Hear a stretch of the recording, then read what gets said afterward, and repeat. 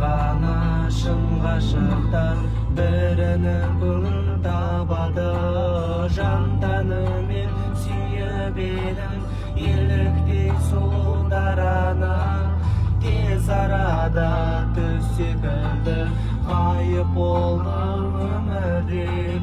Жалғыз жүрек жанымды өртеп, тәнімді өртеп барады.